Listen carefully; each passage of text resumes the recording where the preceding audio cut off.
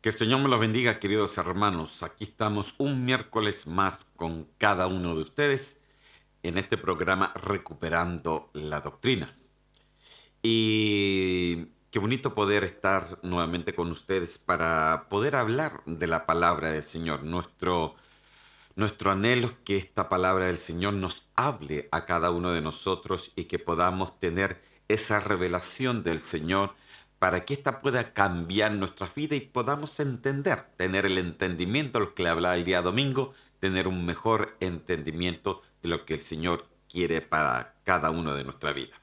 Vamos entonces a hacer una pequeña oración antes de empezar para que justamente pedirle al Espíritu Santo un buen entendimiento. Señor, yo te doy gracias y te ruego, Señor, por tu palabra y te doy gracias, Señor, por ella. Te pido, Señor, de que tú nos reveles tu palabra. Danos el entendimiento necesario, Señor, para poder, Señor, empezar a saber, Señor, para empezar a indagar, para empezar a meditar, para empezar a escudriñar, Señor, tu palabra. Tu palabra es como leche, Señor. Tu palabra es como pie, es como martillo, dice. Tu palabra, Señor Santo, es, Señor, como miel, Señor mío, de que todas las virtudes de tu palabra, Señor, puedan ser parte de cada uno de nosotros y nos ayuden, Señor, en las diferentes situaciones de nuestra vida. Señor, yo te doy gracias en el nombre de Cristo Jesús. Amén y amén. Amén, queridos hermanos. Hemos estado hablando de las 12 puertas del gobierno de Dios. Ese es el tema.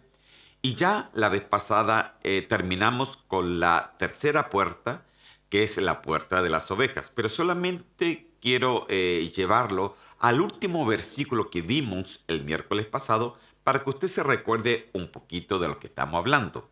Primeramente, quiero recordarles de que se trata de que estas 12 puertas eran las 12 puertas de Jerusalén y que terrenalmente tenían sus puertas y cada uno tenía un nombre. Cuando uno va al libro de Apocalipsis, ahí también está la Nueva Jerusalén con sus 12 puertas y que también dice que tiene en cada puerta un ángel y un ángel es un mensajero. Esto nos llama la atención porque cada puerta es un mensaje que Dios quiere que entendamos. Y eso hemos tratado de, con la ayuda del Señor, hermano, solamente hemos tratado de indagar, de profundizar, de escudriñar en las escrituras y que lo he estado haciendo semana tras semana, hermano. Nada realmente lo tengo listo, sino que el Señor, semanas tras semanas, tengo que ahí sentarme en oración y con el Señor para que nos revele un poco de este mensaje de las 12 puertas. Amén. Entonces vimos como el último versículo de la vez pasada, a ver si esto funciona, ahí dice en Juan capítulo 14, versículo 21, el que tiene mis mandamientos y los guarda, ese es el que me ama. Y el que me ama será amado por mi Padre, y yo le amaré y me manifestaré a él. Esto fue el último versículo que vimos el miércoles pasado con respecto a la puerta vieja. La puerta vieja, acuérdense que nos habla de lo antiguo, de lo escondido, de los misterios del Señor. Amén. Entonces, una de las cosas que nosotros vimos principalmente de que nos habla principalmente de los principios divinos, hermano. Y el amor de Dios es un principio divino, porque hemos dicho que no es que Dios tenga amor, sino Dios es amor. Es un principio divino. La justicia de Dios también es un principio divino. Todo fue sujetado bajo su justicia, hermano. O sea, nada fue hecho sencillamente para hacer la voluntad y lo que se nos plazca. No, todo es hecho, hermano, y cada cosa tiene y está sujeto a su justicia. Cuando su justicia no está, entonces esto se nos convierte en juicio. Entonces esto es muy importante porque Cristo vino a justificarnos y Él es ahora nuestra justicia, hermano. Que si entendiéramos más profundamente sobre la justicia de Dios, yo pienso que estaríamos mucho más agradecidos de esta salvación tan grande que el Señor nos dio a cada uno de nosotros. Entonces, terminamos con este versículo donde habla del amor, porque el amor también está bajo una justicia. ¿Y cuál es la justicia del amor? Que dice que el que tiene mis mandamientos y los guarda. O sea, no basta solamente que tú te sepas la palabra del Señor, sino de que tú tienes que también ser hacedor de la palabra del Señor, los tienes que guardar. Dice, ahora, no se guardan los mandamientos, no se guarda la palabra del Señor, no se guarda el camino del Señor, no se guardan los pensamientos del Señor, no se guardan por obligación. Porque si fuera así, entonces estaríamos como el pueblo de Israel tratando de cumplir una ley. Y la ley nadie la pudo cumplir. Ni el más santo la pudo cumplir en la tierra, sino que Cristo, que es Dios mismo, vino a cumplir su ley.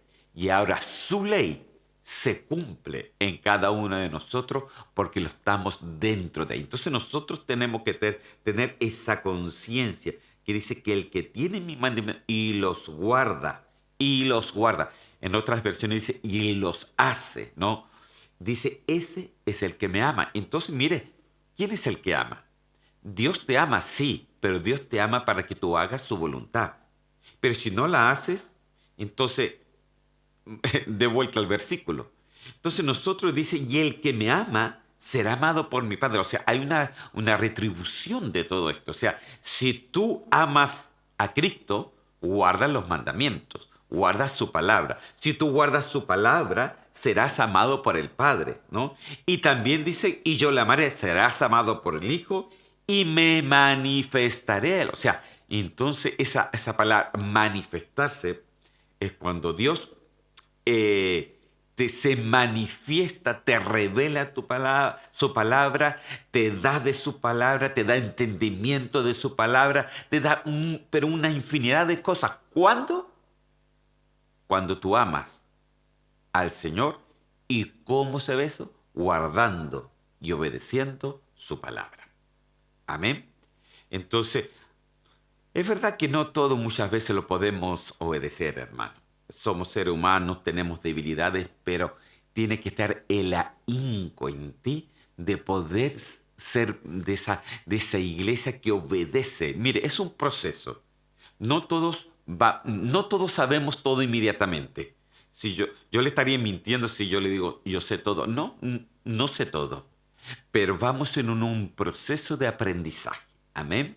Vamos en un proceso de aprendizaje como esto, lo que estamos viendo sobre las 12 puertas del gobierno de Dios.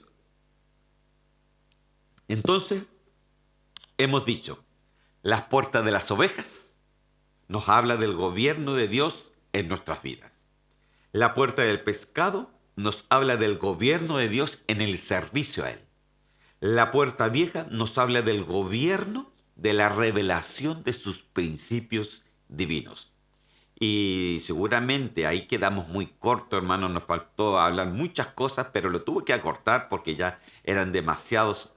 Me estaba demorando demasiado en una sola puerta. Entonces, para otra voy a hacer solamente máximo 2 estudios por puerta. Amén. Para que podamos avanzar. Y el resto, hermano, ahí ya se lo doy como tarea para la casa. Si usted es estudioso de la palabra, usted pueda indagar más y escudriñar más, hermano. Amén. Aleluya. Ya que hemos hablado de estas 3 puertas, ahora nos vamos entonces a la cuarta puerta. ¿Y cuál es la cuarta puerta?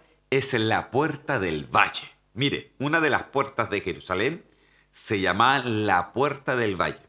Para eso quiero llevarlos a Nehemías, capítulo 3, versículo 13. Y dice así la palabra de Dios. La puerta del valle la restauró Anún con los moradores de Zanoa. Ellos le reedificaron y levantaron sus puertas, con sus cerraduras y sus cerrojos, y 1000 codos de muro hasta la puerta del muladar. Mira, y hay otra puerta, la puerta del muladar. Pero lo que vamos a estar viendo es la puerta del valle. ¿Qué es lo que es un valle, hermano? ¿Qué es lo que es un valle? Mire, yo aquí le fui y le voy a poner una foto de qué es un valle. Porque es un nombre especial, la Puerta del Valle. Es una llanura, hermano. Según en la Real Academia Española, dice así, es una llanura entre montes o alturas, ¿no? Para viajar a un valle no es tan fácil, dice. El que encontraba un valle era como encontrar un tesoro. Y encontrar un valle siempre era un momento de gozo porque ahí también se podía encontrar aguas, ríos y hasta mares. Amén. Ahora, la Biblia nos habla en sí de varios valles, hermano. Entonces, cuando uno va a buscar los diferentes valles que aparecen en la Biblia, vemos que hay una infinidad enorme de valles. Amén. Entonces, claro, dije yo, ay, santo Dios, si voy a hablar de cada valle, entonces no, nos demoraría mucho. Entonces, yo quiero que usted sea esas personas que escudriñan la palabra y que puede ir a la Biblia de los diferentes valles. Yo solamente le voy a hablar de máximo 2 o 3 si es que el tiempo me da en estos 2 estudios que yo voy a estar haciendo con respecto a esta puerta del valle. Amén. Pero el primer valle que me impresionó un poco fue un valle que lo profetizó el profeta Joel. Amén. Y yo quiero llevarlo a esta aquí, porque este valle, hermano, nos habla de un valle, hermano, que es decir, o sea, que tiene que tener decisión. Mire, tú para bajar un valle, no puedes bajar, porque un valle está bien profundo. Tú tienes que bajar por montañas, por rocas, por diferentes dificultades hasta llegar al valle. Entonces, en esas montañas te puedes caer, en esas rocas te puedes tropezar, en esas piedras te puedes resbalar, pero el que quiere bajar un valle tiene que tener decisión. Decisión de poder bajar un valle. Ok, ya comprendiendo eso, entonces quiero llevarlo a Joel capítulo 3, versículos 12 y 13. Deje tomar un poquito de agua. Y dice así: despiértense y suban las naciones al valle de Josafat. Quiero que vaya entendiendo, porque aquí no dice baje, sino que suban. Supone que el valle está hacia abajo, no hacia arriba, pero aquí dice, suban las naciones al valle de Josafat. Entonces usted ya vaya entendiendo que Joel va en una dirección completamente profética aquí. Amén. Y dice así: porque allí me sentaré a juzgar a todas las naciones de alrededor. Meted la hoz, que la mies está madura. Venid, pisad, que el lagar está lleno. Las tinajas rebosan, porque grande es su maldad. Multitudes y multitudes en el valle de la decisión, porque cerca está el día del Señor en el valle de la decisión. ¡Wow, hermano! Este versículo 12 y 13 es un momento completamente profético, hermano. ¿Ok? Joel era un profeta menor, pero hermano, a veces no sé esas palabras que usamos mayores o menores, pero pienso que todos los profetas tenían todo lo que está escrito en la Biblia, deberíamos cogerlo y analizarlo y experimentarlo. Joel aquí nos está hablando primeramente, y él hizo una asimilación sobre el valle de Josafat al valle de la decisión. Entonces, como punto uno, hermano, aquí, si usted se da cuenta, aquí se trata de un valle que necesitamos entender un 100%. Mire, es el valle de la decisión. ¿Sabe qué quiere decir eso? Que a Dios no lo podemos servir el 50%.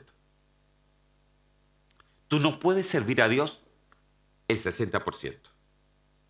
Tú no puedes servir a Dios el 80%. Tú tienes que servir a Dios el 100%.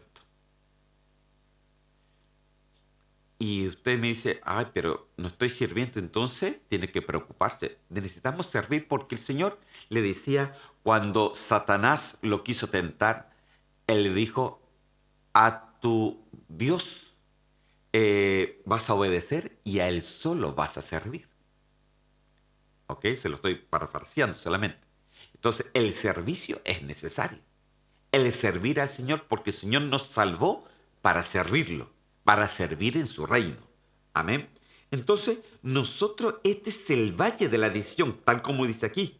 Valle de la decisión. Necesitamos tener una decisión profunda en cada uno de nosotros. Y aquí fue profetizado, o sea, nos está profetizando a nosotros de que si queremos seguir a Dios, necesitamos hoy día, y principalmente estos días que estamos viviendo, necesitamos tener decisión de seguir a Dios en un 100%. Y cuando hablo de un 100%, no me refiero a lo mucho que tú puedes hacer prácticamente, sino en tus pensamientos tienes que seguirlo 100%.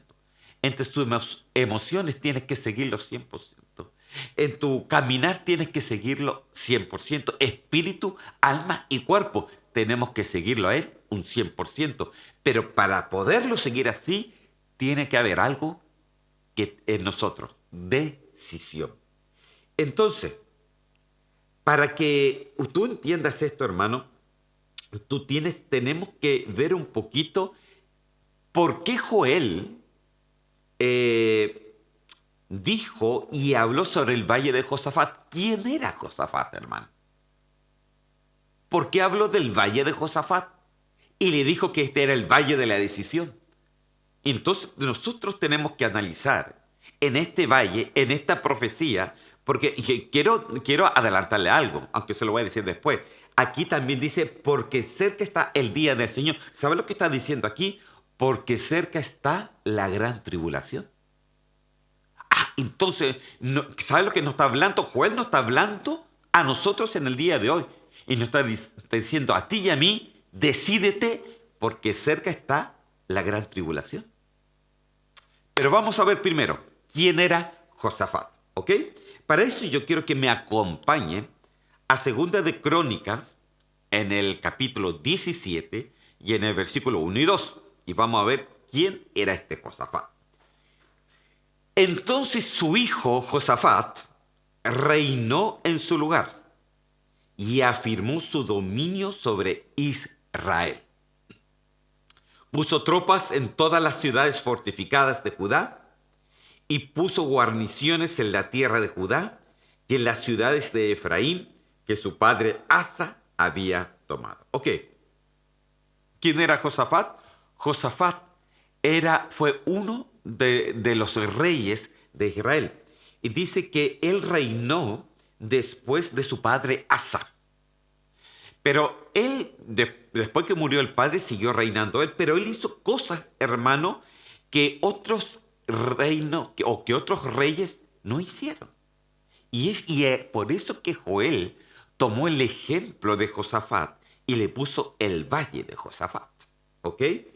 Entonces, en otras palabras, dice que afirmó su dominio sobre Israel, ¿no? Afirmó, puso tropas en todas las ciudades fortificadas de Judá y puso guarniciones en la tierra de Judá. En otras palabras, él ahí es donde él estaba su reinado, en la parte de Judá. Entonces puso guarniciones, puso guerreros, puso gente, hermano, puso para que los enemigos no entraran. O sea, en otras palabras, como punto uno, este Josafat tenía discernimiento del peligro que él tenía. Tenía discernimiento de los peligros del reinado y fortaleció las ciudades que estaban débiles. Entonces, mire como punto uno, Josafat tenía discernimiento del tiempo que estaba viviendo. Y Joel le dice y nos dice a nosotros que pronto está el día del Señor, que pronto está la gran tribulación, por lo cual nos está diciendo también a nosotros, comprendiendo este valle de Josafat, comprendiendo como punto uno que necesitamos el discernimiento del tiempo que estamos viviendo. Amén. Sigamos viendo. Segunda de Crónicas ahora, capítulo 17, versículos 3 y 4. Dice así: y el Señor estuvo con Josafat. A ver, se lo quiero leer de nuevo. Y el Señor estuvo con Josafat. ¿Por qué? Hay un por qué. Anduvo en los primeros caminos de su padre David y no buscó a los Baales, sino que buscó al Dios de su padre. Anduvo en sus mandamientos y no hizo como Israel.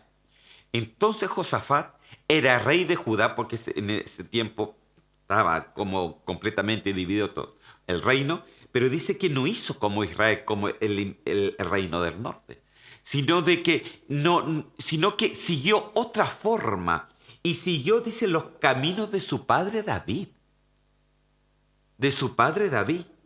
y no buscó a los Baales. O sea que en aquel tiempo el pueblo de Dios estaba sumergido en adorar a otros dioses. Entre ellos estaba Baal. ¿Ok? Entonces dice que el Señor estuvo con Josafat. Mire de que hay una gran diferencia, hermano, en que yo diga Josafat estuvo con el Señor a decir el Señor estuvo con Josafat. Es como decirle cuántos creen en el Señor y todos me pueden levantar la mano. Dice, todos creemos, pero ¿cuántos realmente el Señor está con uno? Ahí tendríamos que contestar. Pero aquí dice que el Señor estuvo con Josafat, estuvo con él, pero había cláusulas, hermano, porque estuvo. Dice, porque él anduvo en los primeros, como en los primeros caminos de su padre David. No buscó a los Baales. Israel, Judá, todo estaba lleno de Baales, hermano, sino que buscó al Dios de su padre. Anduvo en sus mandamientos. Mire lo que dice. O sea, no solamente entendía los mandamientos, o sea, no solamente leía los mandamientos, porque, hermano querido, para el judío, ellos se sabían los preceptos, los mandamientos de memoria, hermano, se sabían las oraciones. Ellos eran toda la vida, hasta en el día de hoy, dice que ellos son criados en los mandamientos y en los preceptos del Señor. Pero no bastaba solamente con eso, porque él dice anduvo, o sea, hizo los mandamientos del Señor y no hizo como Israel. Entonces, punto 2, él era un rey íntegro. Él nos habla de la integridad, Entonces, punto 1, o como punto general, podremos decir que el valle de Josafat es el valle de la decisión. Tú te tienes que decidir por el Señor, ¿no? Después tenemos otro punto, yo le digo el punto 1, que ya se lo di aquí la vez pasada, que sencillamente me pasé, hermano, a ver, déjame un poquito. Que él tenía discernimiento de los peligros del Señor. Y punto 2, él tenía integridad en el Señor. Mire, o sea, de que es como que Josafat, el Señor le empezó a revelar cosas, Y no quedó todo ahí. Entonces quiero seguir con otros puntos porque Joel lo tomó como ejemplo. Entonces, segunda de Crónicas ahora, en el mismo capítulo 17, pero seguimos leyendo los versículos 5 al 7. Y dice así: el Señor pues afirmó el reino bajo su mano, y todo Judá trajo tributo a Josafat, y tuvo grandes riquezas y honores, y su corazón se entusiasmó en los caminos del Señor, y además quitó de Judá los lugares altos y las aceras.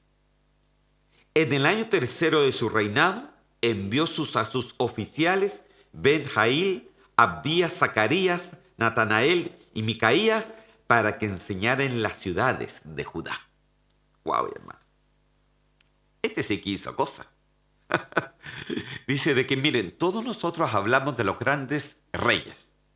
Hablamos de Saúl, podemos hablar de David, podemos hablar de Salomón, pero Joel habló de Josafat, el valle de Josafat.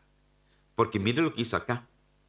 Como punto 3 dice, el Señor pues afirmó el reinado bajo su mano. Judá trajo tributo a Josafat y tuvo grandes riquezas y honores. O sea que él tuvo abundancia de bendición porque Dios lo bendijo por todo lo que él estaba haciendo para el Señor. ¿Y qué es lo que estaba haciendo? Dice, su corazón se entusiasmó en los caminos del Señor y además quitó de Judá los lugares altos y las aceras. Las aceras, hermano, era el otro dios, era como la esposa de Baal, ¿no? Que era una diosa en sí, hermano, de que nos habla de la fructificación y de la sexualidad, ¿no? Entonces dice que él destruyó, sacó de esos lugares altos a las aceras. O sea que empezó a cortar cabeza de todos los dioses ajenos que no pertenecían realmente al Señor. Y mire, él reinó, a lo mejor no reinó muchos años, hermano, pero en lo que él reinó hizo cosas. Se movió, fue decidido, no se quedó atrás, fue adelante. ¿No? No se quedó, uy, no sé qué voy a hacer con tantos dioses paganos aquí, Dios nos guarde. No se escondió, sino que en el nombre de Cristo Jesús tomó fuerza, en el nombre de Jehová tomó fuerza, hermano, fue decidido, empezó a sacar a Baal, empezó a sacar los dioses de acera, empezó a decidir, el Señor lo bendijo con riquezas, con honores, ¿no? Sacó los dioses falsos y además hizo otra cosa también, mire lo que hizo, y además quitó de Judá los lugares altos y las aceras, y en el año tercero de su reinado envió a sus oficiales.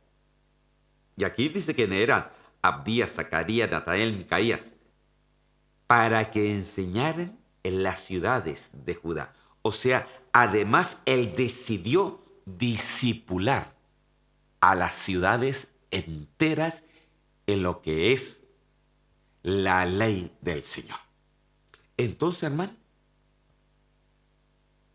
mire las decisiones que él tenía. Y Joer lo nombra a Josafat como el valle de Josafat, que es el valle de la decisión. Entonces, ¿por qué? Porque como punto 3, dice que él abundó en abundancia.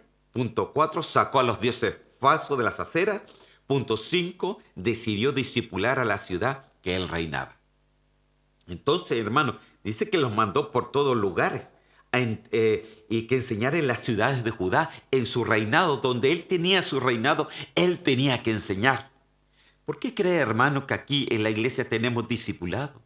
Tenemos estudio bíblico, tenemos enseñanza más que prédica, porque es necesario enseñar y enseñar y enseñar y enseñar y enseñar y enseñar y enseñar. ¿Sabe por qué? Porque eso es lo que el Señor nos mandó. En cada enseñanza, hermano, nosotros podemos decidir y estar más cerca del Señor. Más cerca del Señor. Si tú te mantienes ocupado en la enseñanza del Señor, mire lo que pasó con Josafat. Dice que el Señor lo bendijo. Y a lo mejor no te puedo decir que el Señor te va a dar riqueza, pero hermano, la riqueza que te puede dar en el entendimiento, la riqueza que te puede dar en la llenura del Espíritu Santo, la riqueza que el Señor te puede dar en el bautismo del Espíritu Santo, la riqueza que te puede dar a través de su Espíritu Santo, eso no se paga ni con dinero ni con nada. Eso te dura por toda la vida y por la eternidad. Eso, hermano, es una bendición sobrenatural.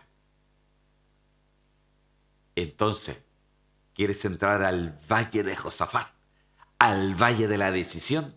Hoy día es necesario que tú decidas por el Señor. Amén. Pero la cosa no quedó ahí. Josafat, él dice que se entusiasmó. Aquí dice, se entusiasmó en los caminos del Señor. Yo me pregunto, hermano, ¿cuántos entusiastas hay en el día de hoy? Mire, yo cuando ahí veo el programa, veo cuántos son los que realmente siguen. A veces hay 3, a veces hay 4. Los entusiastas en el Señor. Los entusiastas que esperan cuándo va a llegar la palabra del Señor. Ay, yo la quiero y yo quiero oír palabra del Señor. Dice que él se entusiasmó en los caminos, se entusiasmó en su palabra, se entusiasmó en los decretos, en la ley de Jehová, se entusiasmó y ahora esa ley se llama Cristo, hermano. Nos tenemos que entusiasmar en lo que Él nos dejó para cada uno de nosotros. Entonces, hermano, yo pienso que tenemos que entrar a este valle, a la puerta del valle, al valle de Josafat, al valle de la decisión. Amén. Sigamos adelante. Segunda de Crónicas, capítulo 17, versículos 8 y 9. Dice así.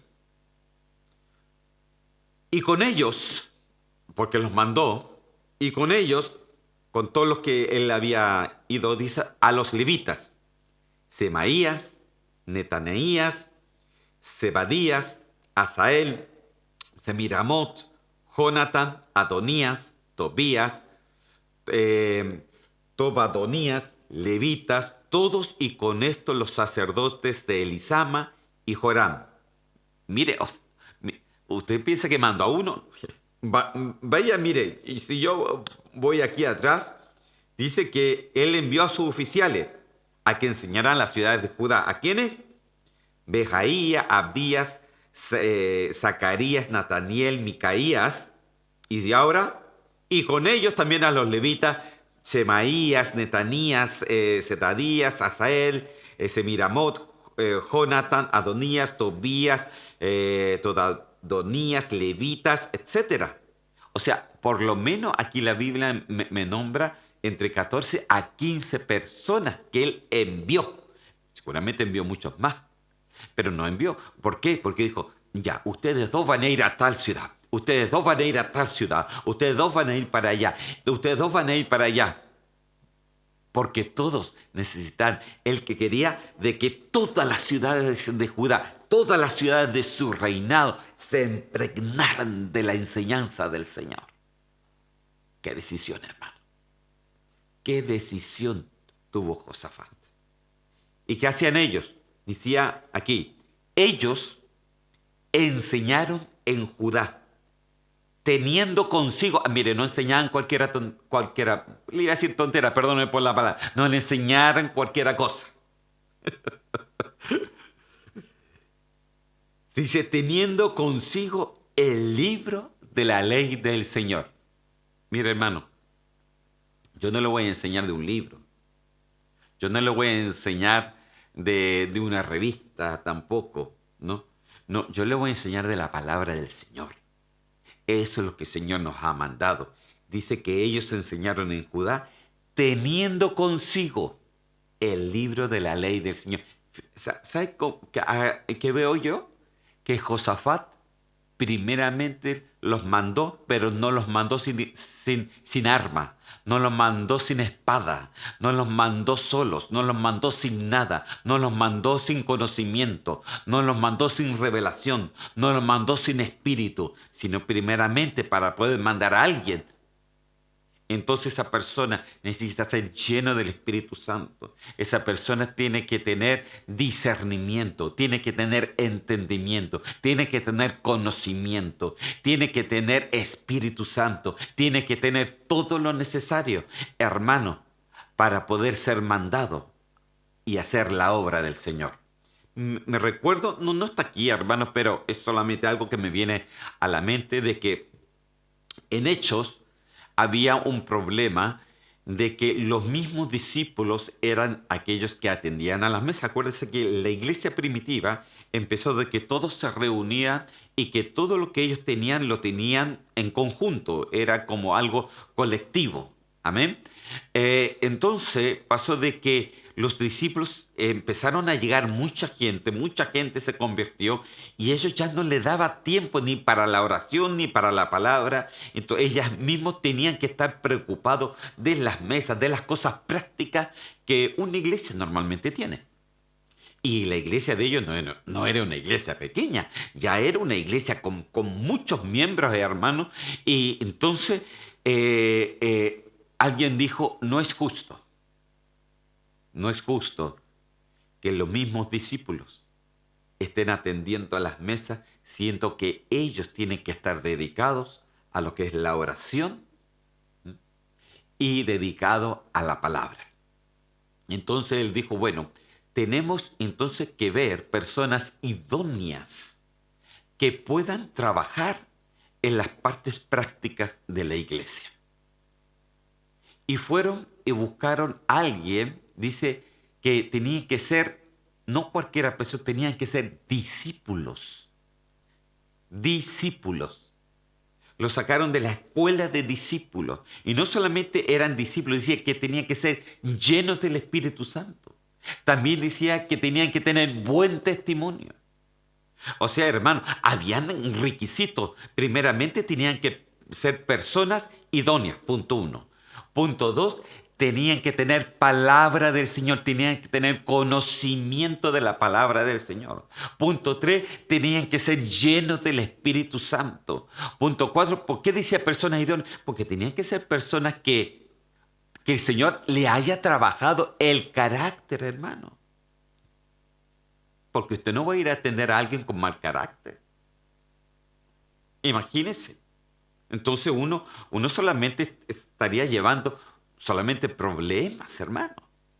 Entonces eran personas idóneas y había muchas cosas que ellos tenían que ver, pero tenían requisitos. Ellos, dice, enseñaron en Judá teniendo consigo el libro de la ley del Señor. Entonces no eran cualquiera persona, eran levitas, eran oficiales, eran gente que sabía palabra y fueron ellos los encargados de enseñar la palabra del Señor en todas las ciudades que estaba en el reinado de Josafat. Entonces recorrieron todas las ciudades de Judá y enseñaron al pueblo. Mire, hermano, entonces esto nos habla, ¿sabe de qué nos habla? De permanencia. Permanencia. Para tener permanencia necesitamos leer la palabra del Señor. Dice que nosotros tenemos que permanecer en su palabra, permanecer en su escritura. Permanecer no es solamente que tú la leas, sino que tú la entiendas y también la hagas en el nombre del Señor. Porque esto es lo que ellos trataban de hacer, de que la gente votara sus dioses ajenos y que realmente pudieran tener una decisión completa en sí de decir, no, está bueno con eso a mí no me sirve, eso lo he hecho para afuera en el nombre de Cristo Jesús y ahora yo realmente quiero seguir al Señor.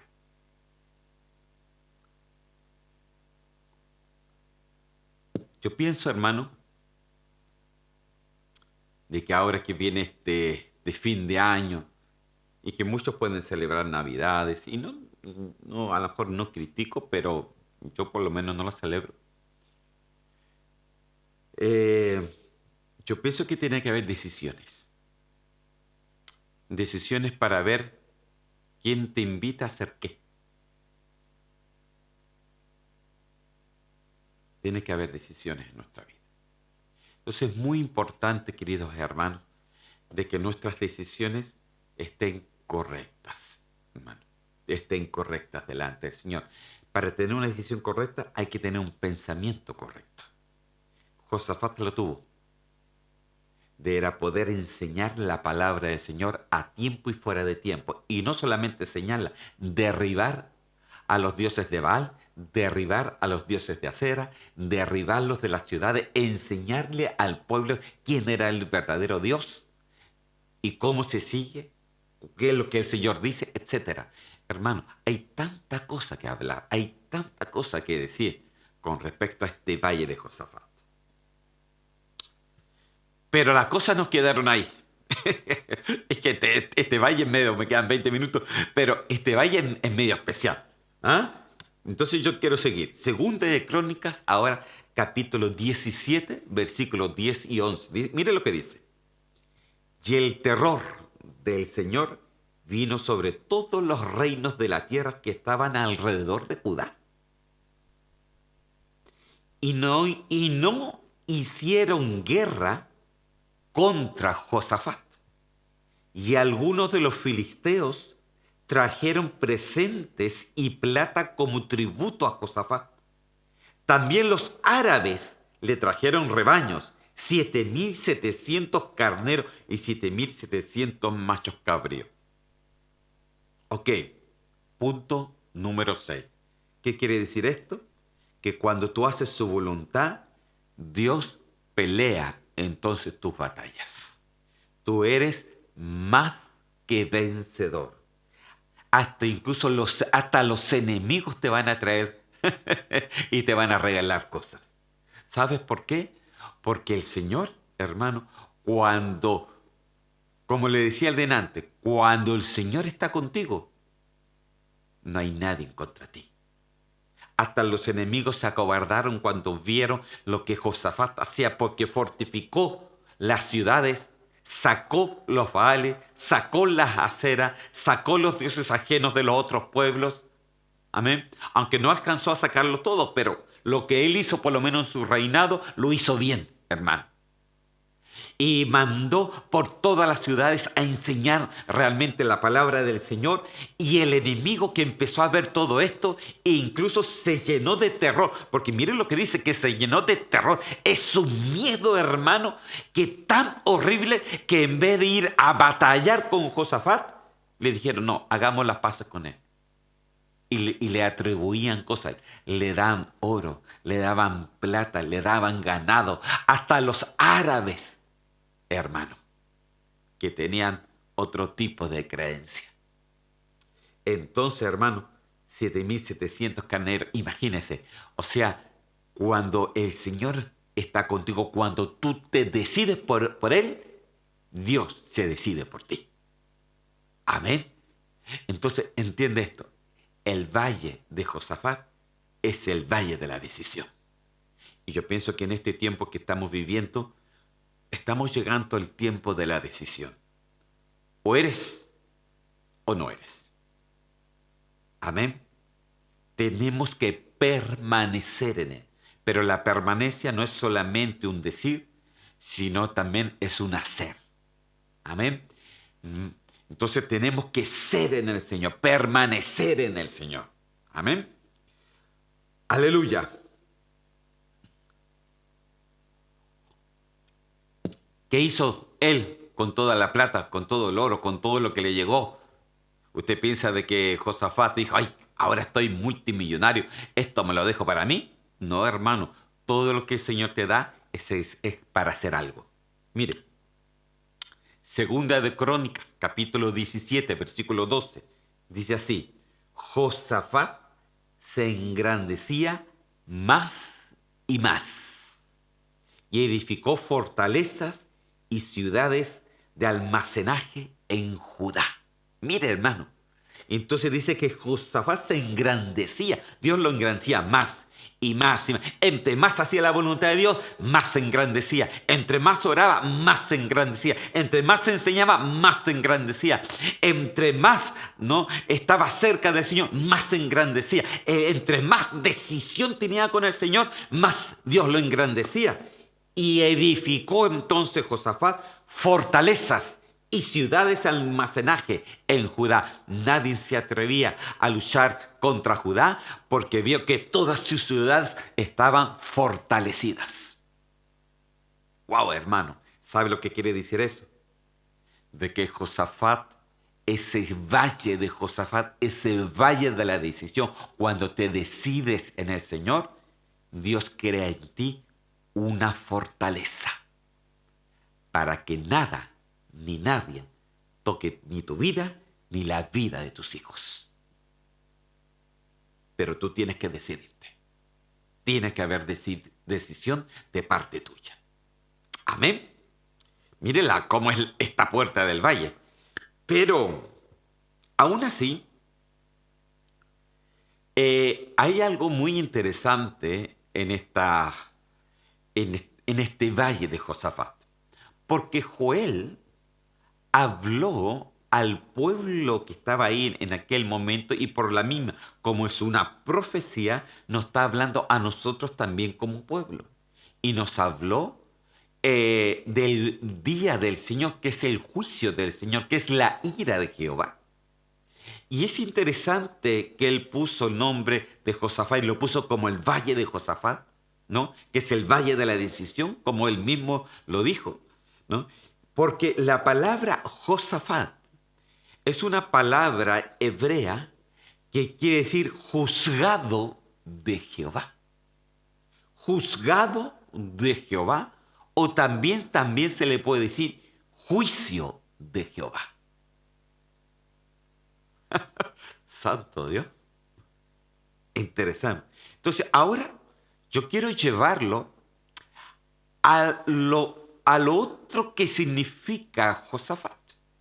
Ya lo llevé que Joel hablaba que Josafat, el valle de Josafat, era el valle de la decisión. Ya vimos la historia de él a través de las diferentes cosas que él hizo y cómo él decidió por el Señor en su reinado. A pesar que los que vinieron después hicieron todo lo contrario, pero por lo menos él hizo las cosas bien delante del Señor. Se dice que Josafat fue un buen rey. Amén. Entonces yo me pregunto, yo espero que un día el Señor me diga, buen siervo fiel, porque rey, buen siervo fiel. Sobre poco has sido fiel, sobre mucho te pondré. Y eso es para todos nosotros, porque todos somos sacerdotes y reyes delante del Señor. Amén. Entonces, este significa juzgado de Jehová. Entonces, ahora nos vamos a poder entender. Yo espero que usted me entienda y le ruego al Señor que me dé las palabras precisas para que entienda la profecía. Ok. Entonces vamos a leer de nuevo lo que leímos al principio. En Joel capítulo 3, versículos 12 y 13. Y dice así: despiértense y suban las naciones al valle de Josafat, porque allí me sentaré ¿a qué? A juzgar a todas las naciones de alrededor. ¿Cuándo él juzga las naciones de alrededor? ¿Cuándo él juzga a todas las naciones, hermano? Escúcheme bien. Lo juzga en el momento de la segunda venida de Cristo visible. Cuando el Señor venga con su ejército y ponga sus pies sobre el monte que se va a dividir en dos y que viene el milenio después del Señor, dice que él juzga a todas las naciones. Amén. Entonces, dice, porque allí me sentaré a juzgar a todas las naciones de alrededor. Meted la hoz, porque la semillas está madura. Venid, pisad, que el lagar está lleno. Las tinajas rebosan porque grande es su maldad. Ahora, ¿qué significa esto, hermano? Esto significa, hermano, cuando habla de que pisad el lagar que está lleno, el lagar era donde se ponían las uvas y donde los hombres se ponían encima y empezaban a pisar con sus pies, sencillamente para que cayera el jugo y con eso se hacía el vino. Amén. Entonces era pisar el lagar, ¿no? Porque ya el lagar estaba lleno. Y el que pisaba, hermano, quedaba entero con tinta, ¿no? Dice que su vestido se ponía entero de tinta del color de la uva, ¿no? Entonces dice aquí, las tinajas rebosan ya, porque grande es su maldad. O sea que el lagar está tan lleno de maldad que está rebolsando, que la maldad, la iniquidad y todo lo que vemos hoy día en este mundo, la maldad está rebosando de una manera tan grande que ya la gente se está manchando con eso. Eso es lo que está diciendo la profecía. Ahora, ¿y quiénes son los que se manchan? Multitudes y multitudes en el valle de la decisión. Entonces, ¿sabe lo que nos está diciendo a nosotros? Hoy día decídete, porque las multitudes están ahí. ¿Y por qué tenemos que decidirnos? Por lo que dice al último, porque cerca está el día del Señor. Cerca está la gran tribulación, porque el día del Señor también se le dice la gran tribulación, en el valle de la decisión. Entonces, cerca está la gran tribulación. Y hoy día te metes al valle donde tú decides si mancharte con el lagar o que el Señor te mantenga limpio como lo que hizo Josafat. Decídete ahora. ¡Wow, hermano! ¡Qué profecía esta! Entonces, es como una palabra confrontativa con nosotros mismos. El Señor te está confrontando con su palabra. Quiero llevarlo un poquito. Isaías capítulo 63, versículo 1 dice así. ¿Quién es este que viene de Edom, de Bosra, con vestiduras de colores brillantes? Este majestuoso en su ropaje, que marcha en la plenitud de su fuerza. Yo soy el que hablo en justicia, poderoso para salvar. ¿De quién está hablando? Aquí está hablando el Señor Jesús. Se le decía, ¿quién es este que viene de Edom, de Bosra, con vestiduras de colores de brillante? Acuérdense que dice que el color, su vestidura es brillante. Cuando Juan se encontró con Jesús, dice que se encontró con un señor que tenía ojos como llamas de fuego. Su pelo resplandecía. Dice que su ropa era blanca completamente. Amén. Y dice de que es majestuoso es su ropaje. Es lo mismo que vio Juan, hermano. Ahí, en el Apocalipsis capítulo 1, del versículo 1 en adelante. Dice que marcha en la plenitud de su fuerza. Así mismo lo vio Juan, hermano. Dice, yo soy el que hablo en justicia. Aquí vuelvo nuevamente al principio divino. Cristo es la justicia de cada uno de nosotros. Yo soy el que hablo en justicia, poderoso para salvar. O sea, el que tiene justicia es el único que nos puede salvar y ese es Cristo. Amén. Pero quiero que sigamos leyendo nuevamente el versículo 2 y 3 de este Isaías capítulo 63, que los vamos a juntar con lo que ya hemos leído. Dice así, y aquí póngame atención.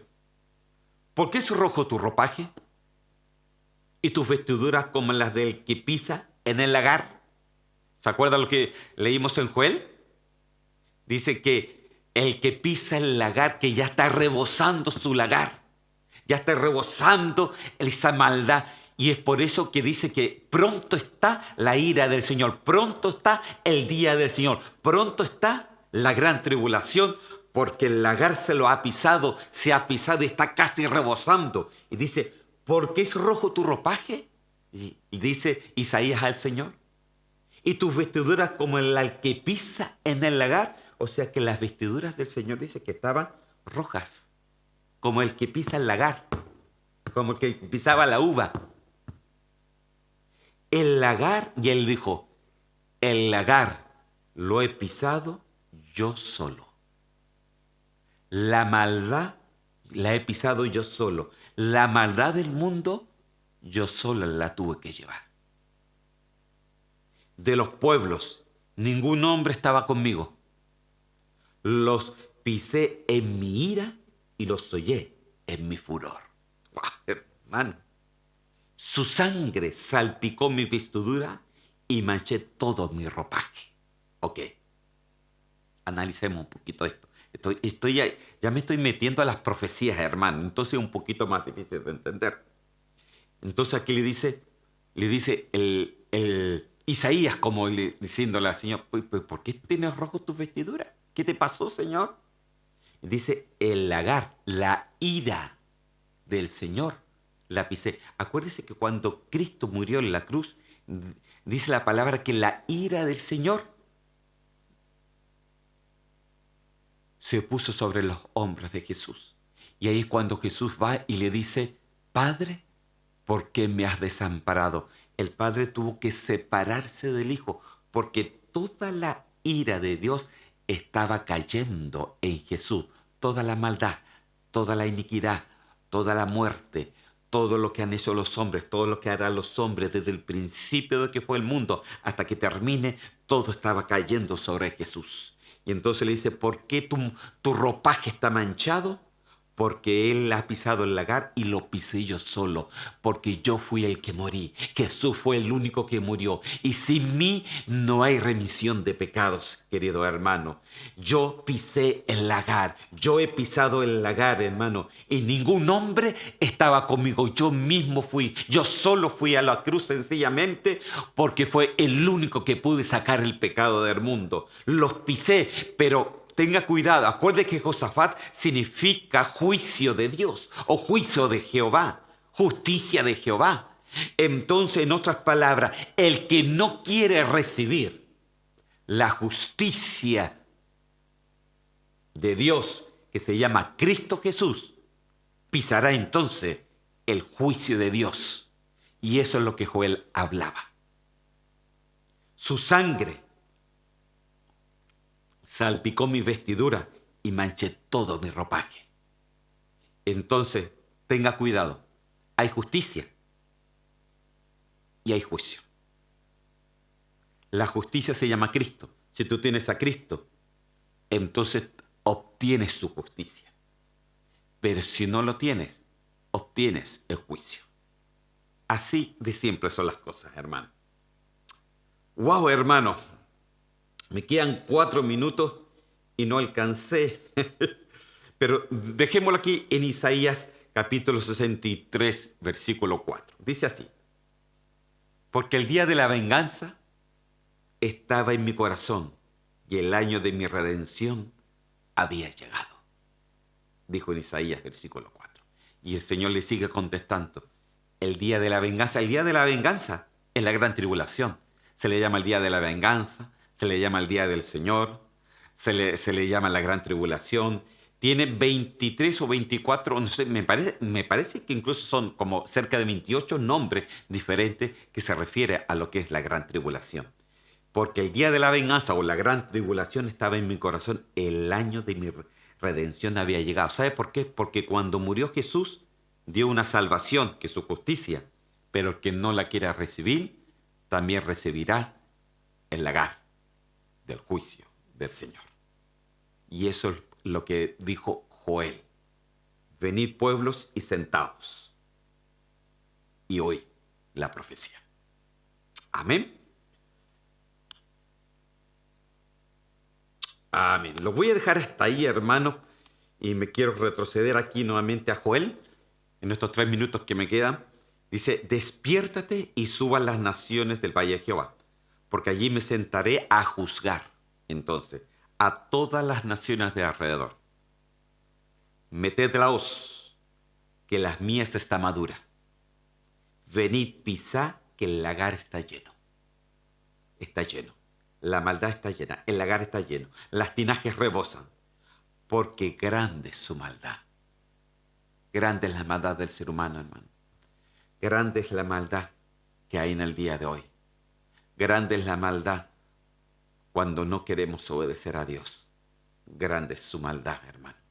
Y es por eso que hoy día, en el nombre de Cristo Jesús, te quiero hablar de este valle, hermano, el valle de Josafat, que es un valle que tiene pero una profundidad increíble, hermano. Pero aquí, ¿qué es lo que nos dice el valle? De decisión. Decidió. Decídete en el nombre de Cristo Jesús. Próximo miércoles vamos a seguir un poquito más con este valle y después nos vamos a ir a otro valle y vamos a pedirle al Señor que nos bendiga a comprender un poco sobre la profecía bíblica. Amén. Vamos a orar al Señor y vamos a pedirle que nos dé discernimiento de todo lo que hemos hablado.